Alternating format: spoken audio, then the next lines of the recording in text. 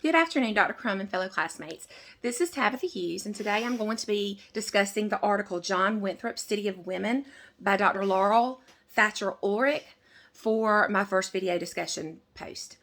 This article was written or published in 2001, and in it, Dr. Ulrich talks about the way that John Winthrop uses his diary as a narrative of life in colonial Massachusetts, but also as a way of capturing moments in time. He discusses and gives examples of various women throughout his journal, and all of them were not necessarily mentioned non-favorably. Winthrop, Dr. Ulrich says Winthrop may have disliked, even feared strong women, but he could not ignore them. So he recognized that the colony would need strong, good, pious Puritan women in order for it to succeed. So the Puritans did not necessarily have a problem with women meeting, as long as they were meeting to encourage one another, to pray together, to talk about family life and home life, to be good Christian Puritan women who knew their place.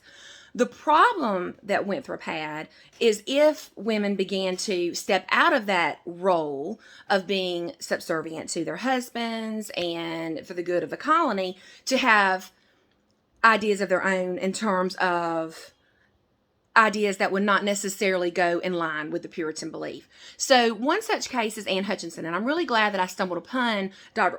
Ulrich's article this week, because my final topic is basically trying to understand Winthrop and the Puritans and their beliefs, and I'm using Anne Hutchinson as a case for their religious fanaticism and their control, their misogynistic beliefs. So this article is very good.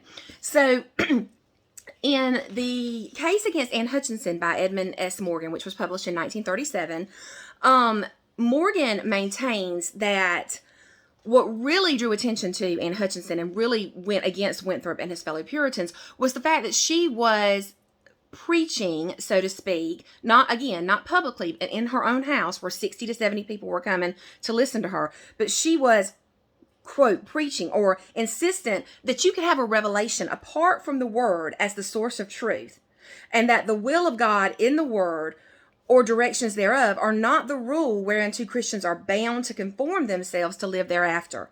So basically that means that the laws which the Puritan state was enforcing could have no divine validity for Anne, because Anne felt that she had had a revelation and that the Holy Ghost already lived within her. So the Puritans were very much about the works that you do and never really knowing if you were saved based on conversion experiences. But Anne came along and said, oh, yes, you can know. You can have a direct experience with God, and He can indwell within you. And so that threatened the establishment of the government, of the church, of the whole Puritan structure. In another article called Anne Hutchinson and the Lay Rebellion Against the Clergy, James F. Cooper Jr. in 1988 said that really the main issue became this idea of antinomian thought, this controversy. And again, that was what Anne had preached, or had said, that you can have an experience beyond the rules, just reading the Bible and reading the Word. You can have that assurance. As a result, she was put on trial. She was eventually excommunicated from the Puritan colony. And so it was a very interesting read, and I would recommend that you read this. Thank you.